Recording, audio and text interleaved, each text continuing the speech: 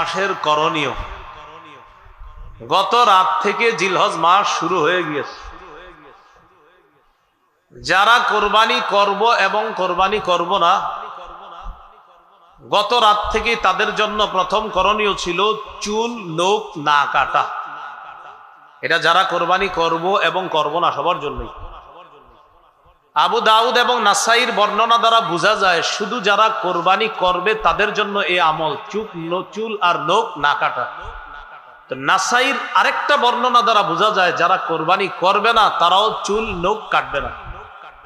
তো প্রথম কথা, যারা কোরবানি করবে তারা এই 10 দিন কোরবানির আগ পর্যন্ত চুল নখ কাটবে না। তিরমিজির বর্ণনা 1523 নম্বর হাদিস।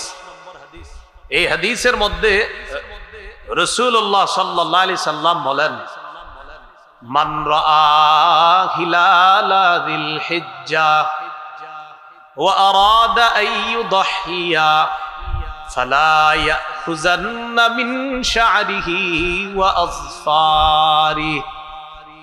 যে ব্যক্তি জিলহজ মাসের চাঁদ দেখবে এবং সে যদি কোরবানি দেওয়ার ইচ্ছা করে, সে যেন তার চুল নখ না কাটে, এইগুলা সে যেন না কাটে। হাদিস থেকে কি বুঝলাম? যে কোরবানি দিবে সে চুল কাটবে না, নখ কাটবে না। নাসাইর বর্ণনা, সহিহ মুসলিমেরও বর্ণনা 1977 নম্বর হাদিস। আমাদের মাদ্রাসার পাঠ্যপুস্তক অনুসারে মোট হাদিস সংখ্যা হবে 3033টা মুসলিমের।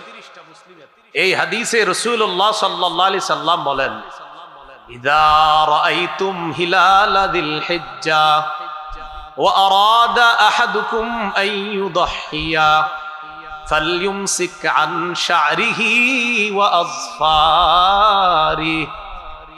রাসূলুল্লাহ সাল্লাল্লাহু আলাইহি সাল্লাম বলেন, তোমরা যখন জিলহজের চাঁদ দেখবা, তোমাদের কেউ যখন কোরবানির ইচ্ছা করে আর জিলহজের চাঁদ দেখে, সে যেন চুল নখ কাটা থেকে বিরত থাকে। তিরমিজি আর মুসলিমের হাদিস থেকে বুঝলাম যারা কোরবানি দিবে তারা চুল কাটবে না, নখ কাটবে না। নাসাইর অন্য বর্ণনা দ্বারা বোঝা যায় এক সাহাবী রাসূলুল্লাহ সাল্লাল্লাহু আলাইহি সাল্লামকে বললেন, হুজুর আমার তো এমন একটা প্রাণী আছে, এই প্রাণীর এই অবস্থা, আমারও কি কোরবানি দেওয়া লাগবে? তো নবীজি তার হালাত ছুঁই বললেন, না না, তোমার কোরবানি দেওয়া লাগবে না। তুমি কোরবানির দিন চুল কাটবা, নখ কাটবা। বুঝেন কি বলে? তুমি কোরবানির দিন চুল নখ কাটবা, এর মানে কোরবানির আগ পর্যন্ত তুমিও চুল কাটবা না, নখ কাটবা না। কোরবানির দিন তুমি চুল নখ কাটবা, অন্যরা কোরবানি করলে যে সওয়াব, তুমি এই আমল করেও সেই সওয়াব পাবে। এখান থেকে বোঝা যায় যে কোরবানি করবে না সেও কোরবানির আগ পর্যন্ত চুল নখ কাটা থেকে বিরত থাকবে, কোরবানির দিন সে চুল নখ কাটবে। এমনকি এই 10 দিন বাচ্চাদেরও চুল না কাটা যদি পারেন, এটা কোনো জরুরি বিষয় না। আব্দুল্লাহ ইবনে ওমর রাদিয়াল্লাহু তাআলা আনহুমা এক এলাকা দিয়ে রওনা করছে। মাররা বিইমরাআতিন তাখুযু মিন শা'রি ইবনিহা। এক মহিলা তার বাচ্চার চুল কাটতেছে, বাচ্চার চুল কাটে।